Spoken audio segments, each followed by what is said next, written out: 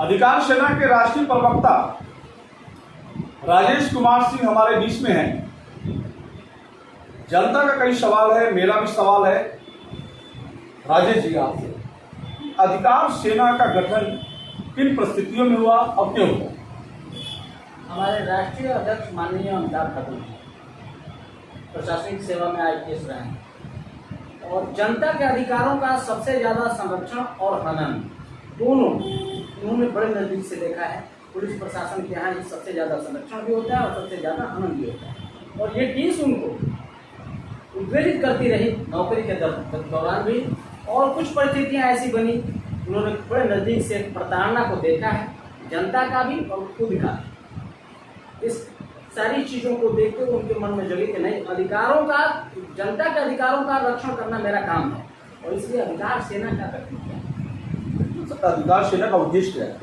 अधिकार सेना का उद्देश्य, मुख्य उद्देश्य जनता के अधिकारों की रक्षा करना, जनता को जागरूक करना, अन्याय, अत्याचार और भ्रष्टाचार के खिलाफ, चाहे वो किसी भी धर्म की बलि देकर हो, किसी जात की बलि देकर हो, मगर इन नैतिक मूल्यों का रक्षण करना ही अमिताभ ठाकुर के जीवन का मूल्य है। और हमारे राष्ट्रीय अध्यक्ष अमिताभ ठाकुर के कथनानुसार हम अधिकार सेना के सारे पदाधिकारियों और कार्यकर्ताओं का मूल उद्देश्य यही है, किसी भी कीमत पर जनता के अधिकारों की रक्षा करना।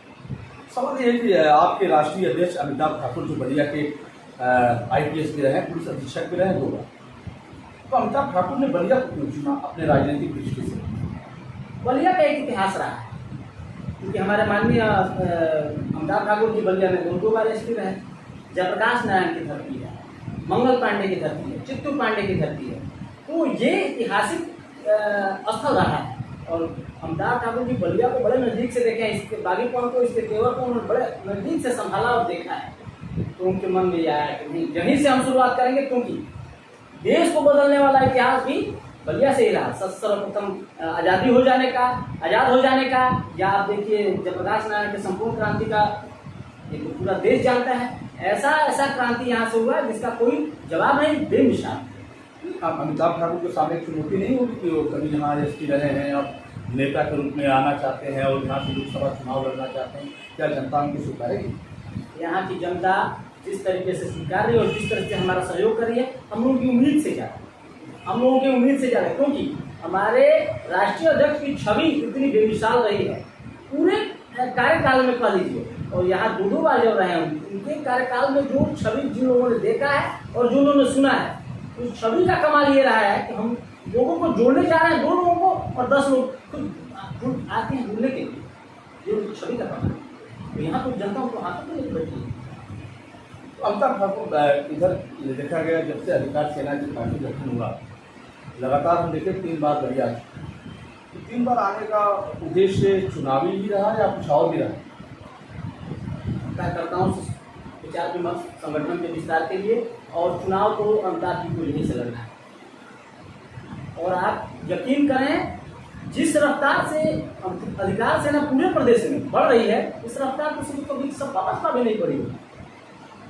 हमारे 300 से ज़्यादा जिलों में कार्यकारिणी का गठन हो गया और ये एकमात्र उनकी ईमानदार छवि और बेमिसाल छवि की तेज लोग खुद ब खुद जुड़ रहे हैं।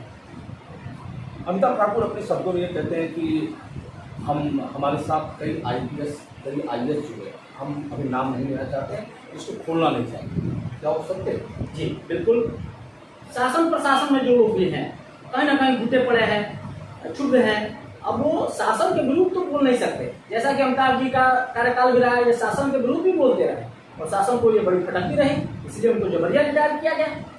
इनसे बेमिसाल कोई अधिकारी समय था ही नहीं, इतने अच्छे अधिकारी रहे हैं ये, और फिर भी उनको जबरिया रिटायर किया गया। ये अपने आप में घृणित कार्य था शासन का।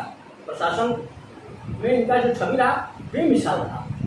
तो जो लोग इनके इस छवि को और इसकी इस अंतिम यात्रा को देखें इस छवि की, तो वो तो थोड़ा डरेंगे, सहयोग तो करेंगे मगर डरेंगे, खुलकर सारे लोग सपोर्ट नहीं कर सकते हैं, मजबूरियाँ हैं लोगों की। राजेश जी, अमिताभ ठाकुर और भी दल में जा सकते थे, भारतीय जनता पार्टी थी, बहुजन समाज पार्टी थी, समाजवादी पार्टी थी, आम आदमी पार्टी थी। चूँकि आम आदमी पार्टी में एक भी अधिकारी और दिल्ली का मुख्यमंत्री बने हुए हैं, तो अमिताभ ठाकुर ने अपना दल क्यों बनाया?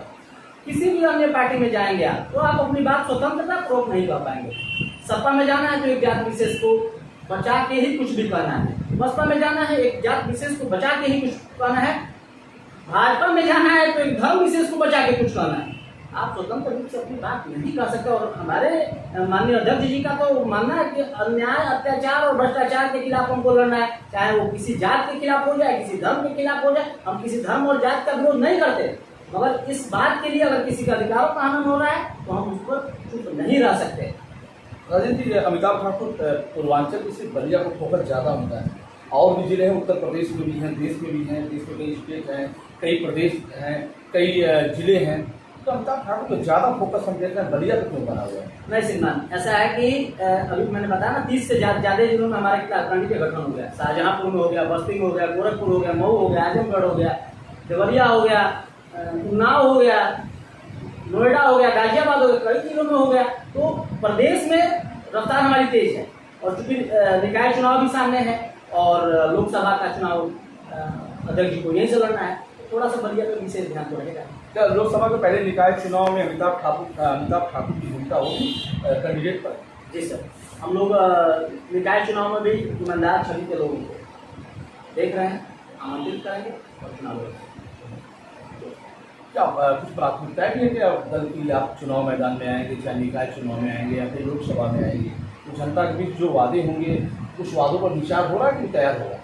जिस पार्टी का मुखिया इतना स्ट्रिक्ट है, जिसका मुख्य संदेश ही है जनता के अधिकारों की रक्षा करना, ईमानदारी, भ्रष्टाचार, अन्याय के खिलाफ, तो वहाँ जो भी वादा होगा अक्षरशः पूरा किया जाएगा। इसमें कहीं कोई दो राय नहीं।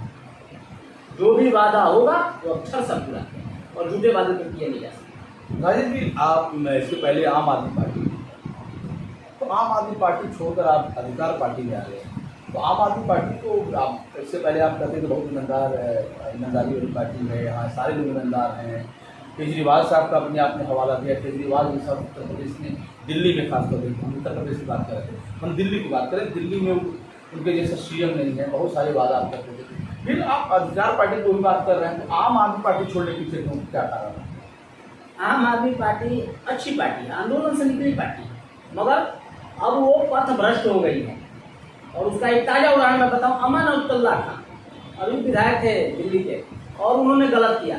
अगर आम आदमी पार्टी ईमानदार होती तो उनके खिलाफ बोलती। शाहीन बाग में गलत हुआ, अगर आम आदमी पार्टी ईमानदार होती तो कहाँ है संजय सिंह, कहाँ है केजरीवाल जी?